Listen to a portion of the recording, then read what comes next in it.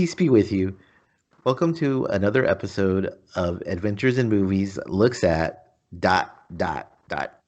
This week we're gonna have some scares, gonna take it back to the past. Blake, tell us what we're talking about. So we have decided this week, for no good reason at all, to check out The Exorcist 3. 1990s The Exorcist 3. What's that? Does that make it 30 years old? Is that 30? For 30 Came out in 83? Year 3 decades. Oh yeah, no, 2 decades. However old it is. But a while ago. 90. It can vote? Yeah, Definitely vote. it can vote, and Definitely vote. it's not old enough to run for president, but it can vote for president. You know what? But I would have voted for Patton, I guess. No, I don't know if I would have voted. Anyway, George C. Scott. That's my segue into George C. Scott. So this is a weird movie, and the thing about this thing, I hadn't seen it. I had always heard a lot about it through other podcasts years ago, saying that what a good movie it is, what such good scenes in particular it has, good scares, etc. And so I eventually started, probably about 10 years ago, I started checking it out. And now I've watched it a multitude of times. And like I said last time, this. I watched it 2 times in 10 days in the past 10 days. And again, it always holds up to me.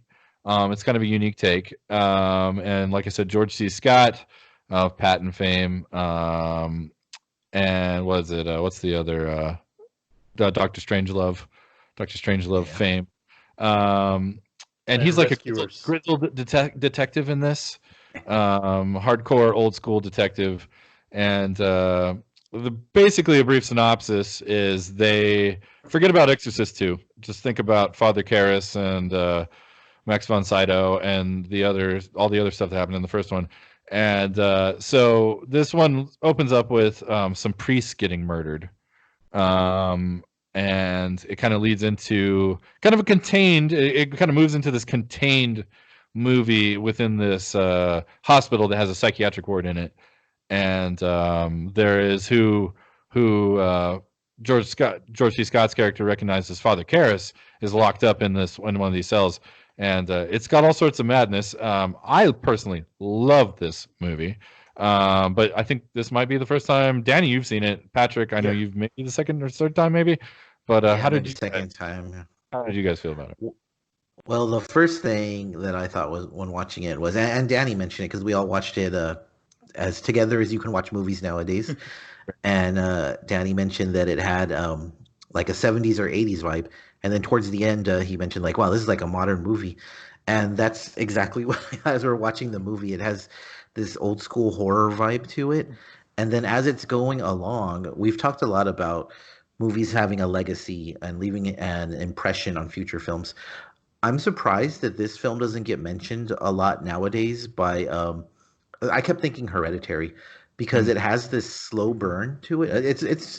It's a very, like, you think Exorcist and you think, lick me, fuck me, and head spinning and puke and all Not that. at all. This is no, it's the exact opposite. Yeah. It's a slow burn, very patient. It doesn't have that many jump scares.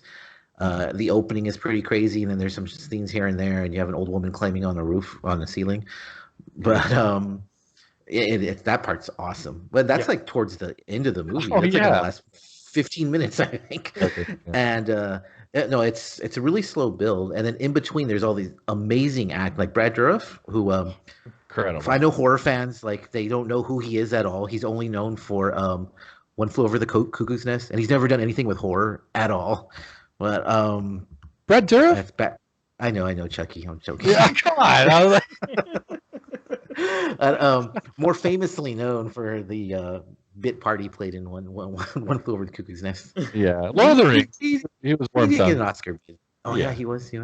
But I thought that when Danny mentioned how he felt time wise, I thought it made a lot of sense because it does have an old school vibe, and then as you're watching it, you're like a lot of modern horror movies where people always talk about this modern horror renaissance.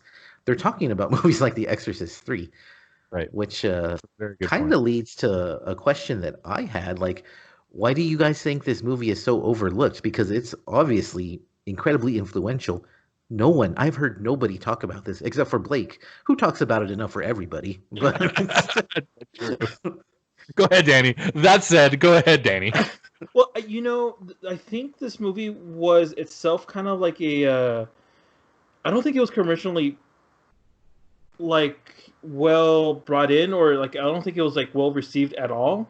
I So don't I remember feel about when I was younger. I don't I don't remember. either. Yeah. so like this whole thing. I feel like when you're talking about legacy movies, Exorcist doesn't have the best legacy out there.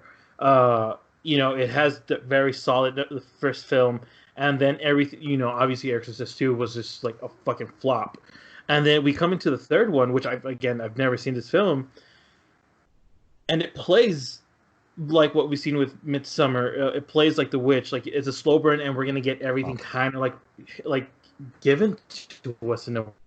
But with The Exorcist, again, legacy. We're talking about legacy. It has Exorcist, so you are thinking like, oh, like the type of thing, like the head spinning, like grotesque horror. But I think that's why it's not. I think that's why it's overlooked. It's not Exorcist. It's not. It's not. It completely forgoes the what happened after in the second film. But I feel like it's good because we kind of forget about it. It kind of does like this whole like what is it, Friday the 13th type of thing, where we have a new completely something that's attached to the first film, and now we're with this new with I guess the main villain, I guess, of this whole story. Well, right. So, yeah, I think one of the interesting thing this movie does is it kind of takes it's like the demon that's in Reagan in the first movie is now it manifested itself in the Gemini killer, who is Right. Brad Dourif. Right. And so you get this interesting twist on, and it, like I said, forget about the second movie. It literally forgets about it, Yeah. and then moves directly into kind of its own sequel. And I think that's one of the strong suits is Brad Dourif isn't he's not a he's it's hard to describe how his character is injected into this, but it's sandwiched in a very good performance with the guy who played Father Karras in the first movie. And Right. I think you get, and like as I text you guys while we were watching this, I think you get, if not one of maybe two of the best monologues in horror movie cinema. Like you get some incredible, powerful moments from him, just one on one, and that's a rare thing. And you guys were talking. I remember when you guys were watching it, you were like, "Oh man, George C. Scott's a little over the top," and it's like, well, yeah, he definitely is. And he kind of came from that old school like talkie movies where you're most of the time you're talking, you act for the top row. You act for the exactly balcony. exactly. And I thought Brad Dourif kind of came in with that same mentality and just kind of blew it out of the water in just a couple scenes, very uniquely. And I'm surprised you guys are comparing it to Midsummer and stuff. Not that I'm like disagreeing. I'm just like, wow, I'm surprised it hit you the same way that movie did. That's awesome. I think that's incredible. It's and I think the pacing. The pacing is Yeah. very similar Sure. to those movies. Sure. Midsummer, not so much. I don't get that vibe, but to me, it was very similar to Hereditary. Like it's an almost 1-to-1 comparison to me. Decapitation, the lots of similar stuff. Yeah. The performances are very interesting in Exorcist 3 because you have George C. Scott, and to me George C. Scott, I only know him from the movies you mentioned, Doctor Strangelove, incredibly over the top, filmed without his knowledge. Actually, like he did not want to do that because he thought he would look like a fool. And then Patton, which he's way over the top. Yeah. I know him from nothing else, so I actually looked up his wiki, and he starred in a series of flops. His career is not very distinguished, which surprised me because he is such a name. That is surprising. And I only knew him from these two amazing movies. And Patton not so much, but I mean Doctor Strangelove is awesome. Yeah. And And now then, The Exorcist 3. Yeah. And now The Exorcist 3, like he's the perfect fit. And then Brad Dourif, I know from, we talked about Child's Play, Lord of the Rings, and if One Flew Over the Cuckoo's Nest, it's an amazing performance, and it's kind of funny because they're both set in mental asylums. Right. In One Flew Over the Cuckoo's Nest, he's very subdued and laid back, and ends up committing suicide. But in this one, the monologues are his. It's so powerful. Like the first one he delivers, and he doesn't even get introduced till like what over halfway into the It's film. like halfway through the movie. Yeah. It's so he comes out of nowhere essentially. He's kind of in the shadows and Yeah. they tease it a little, and then he comes and he just comes out, both barrels firing. It's amazing monologue. Totally. And I almost feel like this movie it wasn't made in a way that movies were made even in 1990. Movies were not made like this.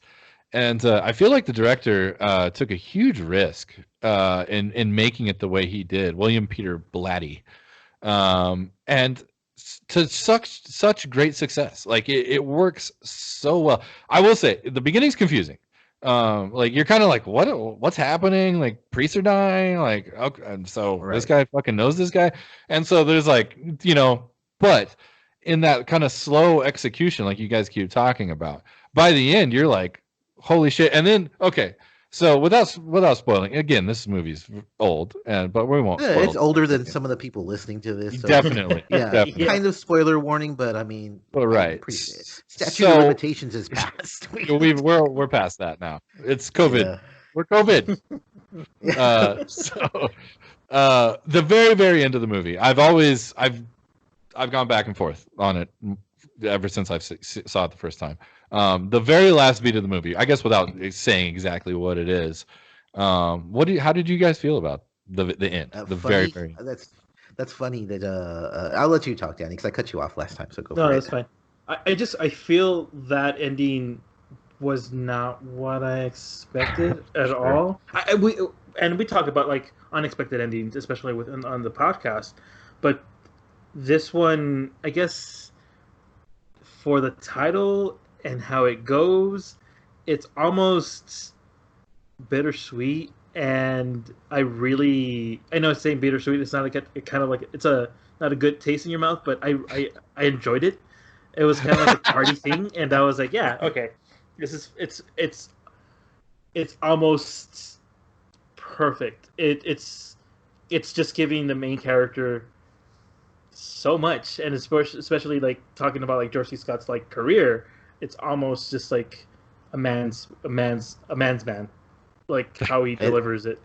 Sure, that's funny. So we're watching the ending, and it's leading up to it. It's pretty amazing what's going on. Like a priest is involved, and levitation, and just skin being peeled back. It's just amazing. So the actual finale happens, and I was super disappointed. Really? I did not like it. And then Blake texted what he texted, and it made complete sense. I was like, you know what? That's actually a pretty good way to look at it. Like he's a demon, and then that's that. Yeah. But that's it. I don't know. It didn't sit. It didn't. It makes sense in that context, and it's actually kind of cool if you think about it. But I don't know the actual way the scene played out. I didn't really care for it. I was not a big fan of it. It did not ruin my enjoyment. Yeah, it didn't ruin my enjoyment at all. And it's not one of those like, it's great until the ending. Like it's nothing like that. But when it happened, me personally, I was just like, I don't know what I was expecting, and I certainly wasn't expecting that. And it did fall kind of flat to me. Though I do like the final scene. I did like that where they're at the graveyard. Yeah, I thought that was really cool. It was touching. It kind of closes the circle and all that. I thought that was really cool. But the resolution, I was not a big fan of. Yeah, I would agree. The first time I saw this, I was like, okay, shit, unexpected. That's how that was gonna go. In a way, it is a little bit as amazing as that. As I enjoy, and I've always enjoyed that movie. It's like a Stephen King novel. It's like I was thoroughly enjoying this until the end. and there was this one little thing that made me not just love it completely. But at the end of the day, I think again, a highly underrated movie. I think it's hilarious to me that one day somebody will be searching Exorcist 3 and find this video and then go watch it. Like I would love that because it's such a at the end of the day it's a really good movie, great performances, some really memorable stuff. And you guys were talking about the jump scares not being great. I think there's one jump scare in this that is expertly done. And yeah, I couldn't recommend it more. So, big time recommendation from Blake, Danny. It's a fucking high recommendation on that baby booby. I also give that baby booby the highest possible recommendation. Whether you're an Exorcist fan, horror fan, whatever, just go out and check it out. It's on Amazon Prime. Check it out. Yeah.